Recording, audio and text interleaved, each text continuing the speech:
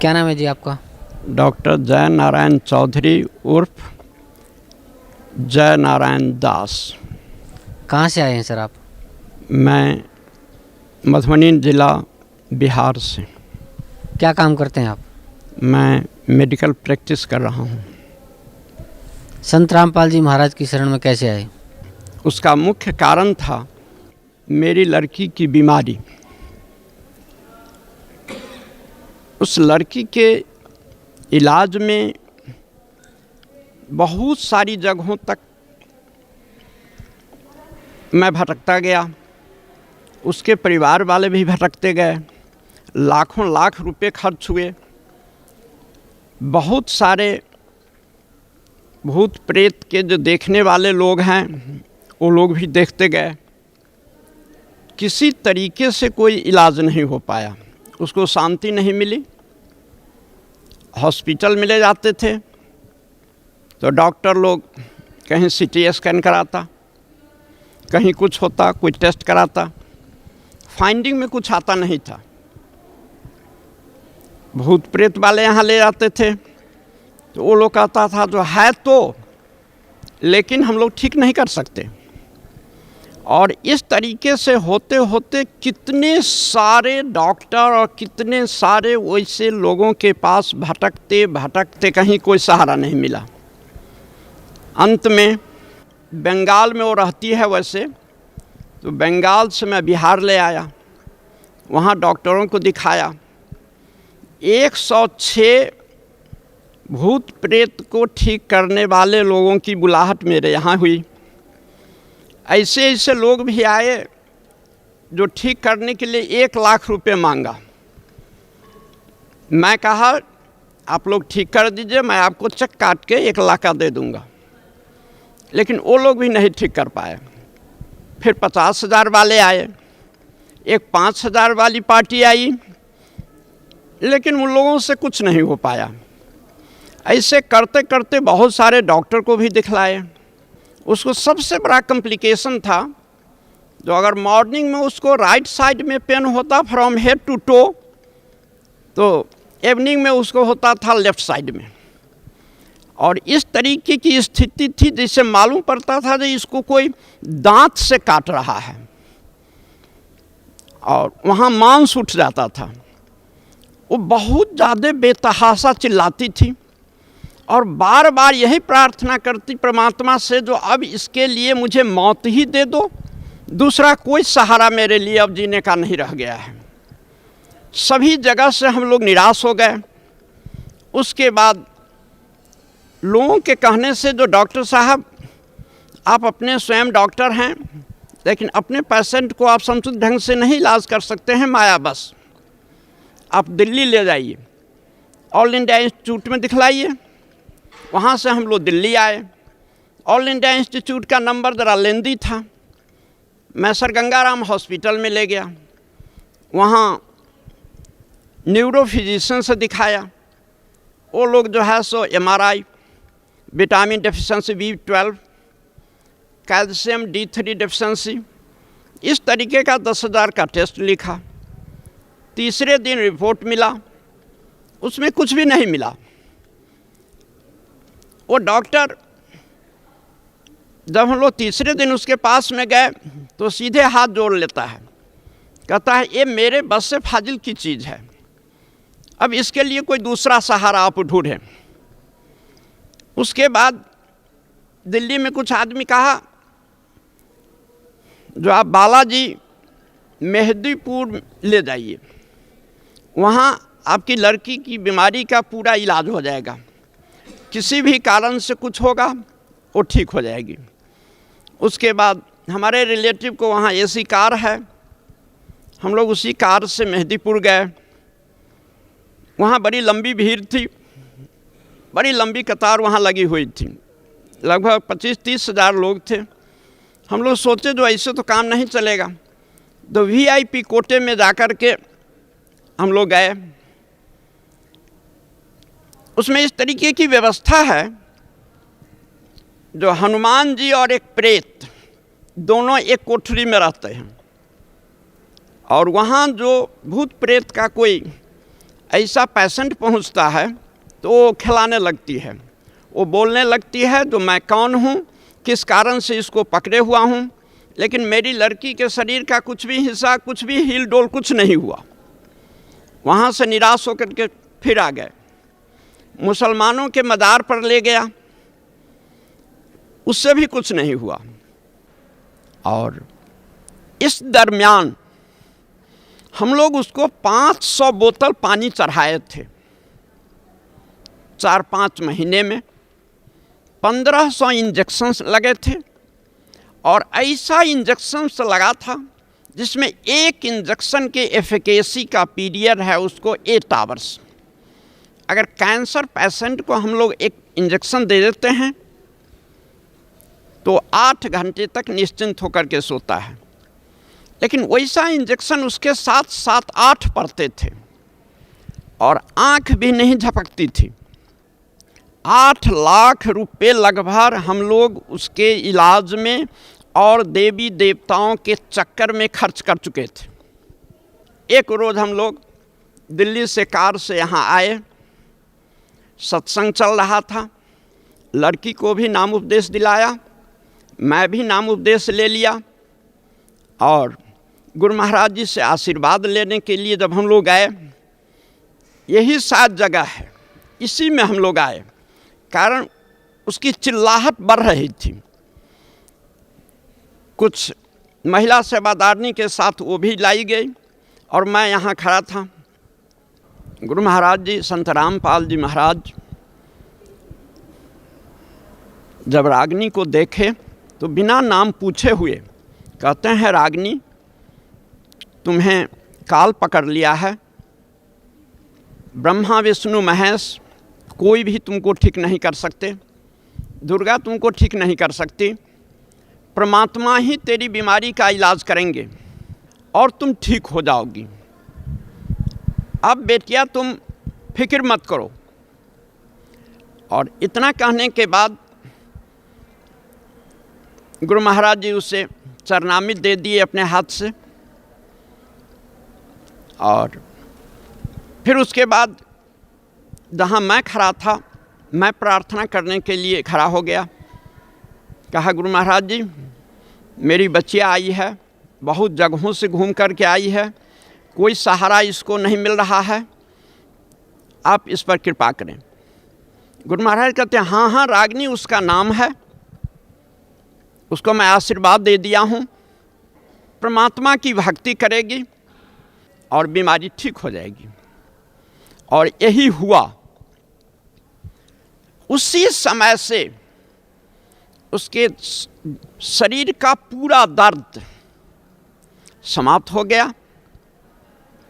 बंगाल में दिखाए, बिहार में दिखाए, दिल्ली दिखाए, राजस्थान दिखाया, अंत में हरियाणा सतलोक आश्रम में संत रामपाल जी के माध्यम से इसका सही इलाज हो पाया और जादू की तरह असर हुआ। जादू भी इससे हम समझते हैं कुछ लेट में असर करेगा, जिससे कुछ मिनट जब तक वो मंत्र पढ़ेगा, कुछ छड़ी घुमाएगा, तब कहीं असर करे। यहाँ तो गुरु महाराज जी आशीर्वाद दिए और उसका कष्ट तत्क्षण समाप्त हो गया। वो लड़की अभी तक स्वस्थ है, दुरुस्त है। संत रामपाल जी महाराज की शरण में आने से पहले आप कौन सी भक्ति करते थे? शुरू में मैं भगवान शंकर की पूजा किया करता था, मैं जब बहुत छोटा था। उसके बाद 14 नवंबर 1984 को बाल योगेश्वर से दीक्षा प्राप्त किया।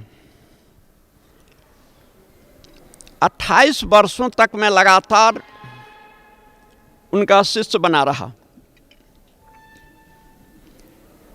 कहते तो बहुत सारी चीज़ें, लेकिन वास्तविक मुझे आंतरिक अनुभव नहीं हुआ। सुनाया करते थे जो परमात्मा निराकार हैं, गीता का श्लोक सुनाया करते थे, जो न वेदैर्न तपसा न दानेन चज्जया शक्य एवं विधो द्रष्टुम दृष्टमान सिमांग जथा, उसको तो तुम देख नहीं सकते हो, अनुभव कर सकते हो। और जिस चीज को अनुभव कराते थे, जब मैं बीजक में कभी कभी पढ़ता था तो वहाँ का वर्णन कुछ और मिलता था और इन लोगों के कहने का वर्णन कुछ और था। तो मुझे इस तरीके की स्थिति महसूस हुई जो मैं बुरी तरीके से ठगा जा रहा हूँ। मैं 8 वर्षों से केंद्र सहायक था, मेरे चलते बहुत सारे लोग उनके शिष्य हो गए, मुझे कुछ भी अनुभव नहीं हुआ। किया तो मैं 28 वर्ष तक उसका अभ्यास, लेकिन जिस स्टेज से मैं शुरू किया था, जहां से मेरी यात्रा शुरू हुई थी, आध्यात्मिक यात्रा, जब तक मैं जगत गुरु तत्वदर्शी संत रामपाल जी महाराज की शरण में नहीं आए थे, तब तक मैं वहीं रुका था जहां से मेरी यात्रा शुरू हुई थी। कोई आध्यात्मिक लाभ तो नहीं मिला, उल्टे इतनी परेशानी मुझे हुई, जिस परेशानी का मैं वर्णन करने लगूं तो किताब लिख दी जाएगी।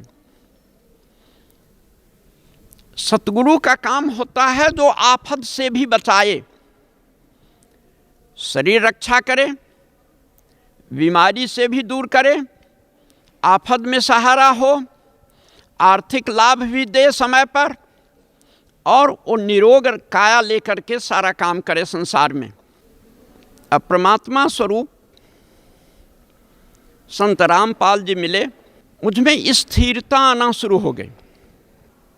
अब जो मैं ग्रंथ पढ़ता हूँ तो महसूस होता है जो ये वास्तविक गीता का जो ज्ञान है और सतलोक की प्राप्ति, वो सतगुरु के माध्यम से कैसे संभव हो पाएगा, वो रास्ता मुझे सुलभ हुआ और मैं बड़े निश्चिंत होकर के, बड़े शांत चित्त से मैं सुमिरन करता हूँ। और जब कभी गहरी नज़र गीता में या आध्यात्मिक ज्ञान गंगा पढ़ता हूँ तो अब मुझे वर्ड बाय वर्ड समझ में आता है, और मेरे कारण बहुत सारे लोग प्रभावित हो रहे हैं। और इसका मुख्य कारण है जो मैं वहाँ का प्रैक्टिशनर हूँ, 40 वर्षों से प्रैक्टिस करता हूँ।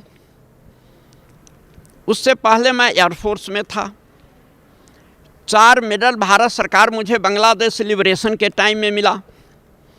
ये इन्फ्लुएंस भी समाज में है। दूसरा इन्फ्लुएंस ये डॉक्टरी के कारण है। मैं BA MS पास किया, उसके बाद MD पास किया, उसके बाद FICA USA से लिया। FICA का फुल फॉर्म होता है fellow of the international college of angiology. Angiology means doctrine concerning vascular system, नारी संस्थान। अब प्रतिष्ठा वहाँ इस तरीके की बनी हुई है जो मेरी बात पर लोग यकीन करता है। मेरी लड़की की जो बीमारी थी उसका असर लाखों लाख लोगों के दिमाग में है, जो किसी तरीके से डॉक्टर साहब की लड़की का इलाज नहीं हो पाया। बंगाल में दिखाए, बिहार में दिखाए, दिल्ली दिखाए, राजस्थान दिखाए, अंत में हरियाणा सतलोक आश्रम में संत रामपाल जी वहाँ रहते हैं, उनके माध्यम से इसका सही इलाज हो पाया और जादू की तरह असर हुआ। जादू भी इससे हम समझते हैं कुछ लेट में असर करेगा, जिससे कुछ मिनट जब तक वो मंत्र पढ़ेगा, कुछ छड़ी घुमाएगा, तब कहीं असर करे। यहाँ तो गुरु महाराज जी आशीर्वाद दिए और उसका कष्ट तत्क्षण समाप्त हो गया। और मैं हृदय से गुरु महाराज जी को मैं कितना कितना धन्यवाद दूं। वो तो हमारे गुरु महाराज जी हैं, परमात्मा हैं, सब कुछ हैं। और मैं और एक बात कह देना चाहता हूं, गुरु महाराज जी लाखों लाख उनके शिष्य होंगे, लेकिन मुझे मेरा नाम भी जानते हैं, और बिना प्रार्थना किए हुए मुझसे जदा कदा पूछ देते हैं, जो कहो कैसा समाचार है, बेटिया का क्या समाचार है। उसके बाद अभी तक वो बहुत ठीक हाल में है। वास्तविक उसकी बीमारी का शुरुआत लगभग 10-12 बरस पहले हुआ, लेकिन हम लोग उसको सही ढंग से डिटेक्ट नहीं कर पा रहे थे। कभी अपेंडिक्स में दर्द हुआ तो उसको अपेंडिसाइटिस का ऑपरेशन करा दिए, गॉल ब्लैडर में पेन हुआ तो गॉल ब्लैडर का ऑपरेशन करा दिए, जब कहीं एब्डोमिनल एरिया के निचले हिस्से में दर्द हुआ तो किसी गायनेकोलॉजिस्ट से दिखा दिया, सर दर्द हुआ तो न्यूरोफिजिशियन से दिखा दिया, और सारे टेस्ट होते गए, होते होते अंत में कंक्लूजन कुछ भी नहीं निकला, और हम लोगों के रुपए खर्च होते गए। और सारे होते होते में भी एक ऐसा स्थान हम लोगों को मिला जहां एक पैसे भी नहीं लगे, मुफ्त में भोजन मिला, मुफ्त में रहने की व्यवस्था हुई, और ऐसा प्यार मिला जो इसको मैं शब्दों से व्यक्त नहीं कर सकता हूं। ऐसे तो मुझे कोई संबंधी भी हम लोगों से इतने अपनापन के साथ वो लोग नहीं बातचीत करते हैं जितने अपनापन के साथ गुरु महाराज जी सहृदयता पूर्वक हम लोगों से बातचीत करते हैं। और मैं बहुत बहुत गुरु महाराज जी का आभारी हूँ। ये मेरा जीवन कल्याण हो रहा है। अब ये परिस्थिति जो मेरी लड़की के साथ हुई है, ये सबों के हृदय में दया की भावना उत्पन्न हो गई।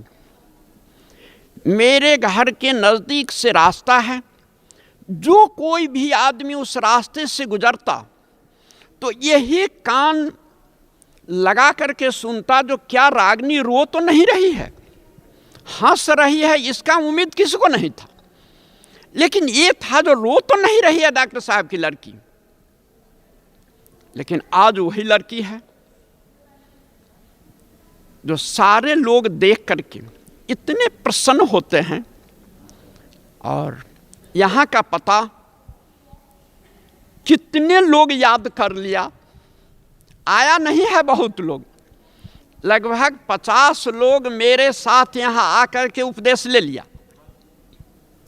100 किताब मैं मुफ्त में यहाँ से लोगों के नाम से भेजवा दिया बाय बुक पोस्ट। बहुत प्रसन्न हैं लोग, पढ़े लिखे लोग, एजुकेटेड लोग।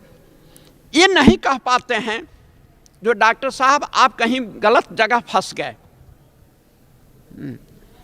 सारे लोग परमात्मा के संबंध में जानना चाहते हैं और अपने जीवन को धन्य बनाना चाहते हैं। डॉक्टर साहब, आपने भिन्न भिन्न भक्तियाँ की, देवी देवताओं की, और फिर आप बाल योगेश्वर जी की शरण में भी रहे, उनकी बताई हुई भक्ति भी की, और फिर आप संत रामपाल जी महाराज की शरण में भी आए। तो संत रामपाल जी महाराज से नाम उपदेश लेने के बाद आपको क्या लाभ मिला? प्रथम लाभ, मेरे मन में स्थिरता आई। दूसरा लाभ, मेरी लड़की की जो बीमारी थी, जिसका इलाज करा करके हम लोग विभिन्न जगहों से, विभिन्न डॉक्टरों से, हॉस्पिटल से, विभिन्न और भूत प्रेत के जानकारों से दिखला करके कहीं भी फायदा नहीं हुआ था। वो संत रामपाल जी महाराज की शरण में आने से तत्क्षण फायदा हुआ। और इसका जीता जागता उदाहरण मेरी लड़की मेरे बगल में है। अब उसके सेहत को देख लीजिए और उससे 2-4 बातें जो पूछनी है उस बीमारी के संबंध में आप स्वयं पूछ सकते हैं। बहन जी, क्या नाम है आपका? रागिनी, कहाँ से आए? बिहार से। आपको क्या तकलीफ थी? बहुत बड़ा बीमारी हो गया था। जो आपको पिताजी ने बताया वो सत्य है क्या? हाँ, सत्य है। तो आपकी बीमारी कैसे ठीक हुई? यहाँ संत रामपाल जी महाराज के सामने आके बहुत दया किए, इसलिए मैं ठीक हो गई। जी, धन्यवाद बहुत। डॉक्टर साहब, आपके पूज्य गुरुदेव संत रामपाल जी महाराज ने जो वेदों का, पवित्र गीता जी का जो अनुवाद किया है, और वर्तमान के कुछ संस्कृत के विद्वान ये कहते हैं कि संत रामपाल जी महाराज को संस्कृत नहीं आती, तो उसके बारे में आपका क्या कहना है? देखिए, मैं भी संस्कृत पढ़ा और गीता भी पढ़ना जानता हूँ संस्कृत में। बहुत सारे संस्कृत के ग्रंथ भी पढ़ता हूँ। संत रामपाल जी महाराज जिस ढंग से गीता का विवेचन किए हैं, शायद इस ढंग से किसी और टीकाकारों ने नहीं किया। मैं विभिन्न टीकाकारों के पुस्तक को मैं पढ़ा, लेकिन टू द पॉइंट जिस तरीके से इनका उत्तर है और इनका अनुवाद है, इस तरीके से किसी भी संस्कृत जानकारों की किताबों में नहीं है। एक श्लोक है जो सर्वधर्मान परित्यज्य मामेकं शरणं व्रज। सारे अनुवादक व्रज को आना लिखा, जो मेरी सारे धर्मों को छोड़ करके तुम मेरी शरण में आ जाओ, जबकि व्रज का माने होता है जाना। अब तो ये समझ की बात है, जो जहाँ जाने की बात है वहाँ आना प्रश्न का उत्तर मिल रहा है। तो इसी से समझा सकता है जो दूसरे लोग दूसरे श्लोक सबका भी किस तरीके का अनुवाद किया होगा, और समझदार लोग समझ जा सकते हैं। जो अनुवाद गुरु महाराज जी का है, जिस तरीके की व्याख्या गुरु महाराज जी कर रहे हैं, ये अकाट्य है, भाषा के अनुरूप है, अध्यात्म के अनुरूप है, और ज्ञानियों के लिए एक बहुत अच्छा पथ प्रदर्शन भी है। भगत समाज को क्या संदेश देना चाहते हैं? मैं भगत समाज को मेरे तरफ से यही संदेश है, जो संत रामपाल जी महाराज एक संत ही रूप में नहीं आए हैं, ये परम ब्रह्म परमात्मा स्वरूप हैं। इनकी आज्ञा को शिरोधार्य करके अपने जीवन को धन्य बनाइए और शाश्वत लोक को प्राप्त कीजिए। धन्यवाद आपका बहुत बहुत, डॉक्टर साहब, बहुत बहुत धन्यवाद।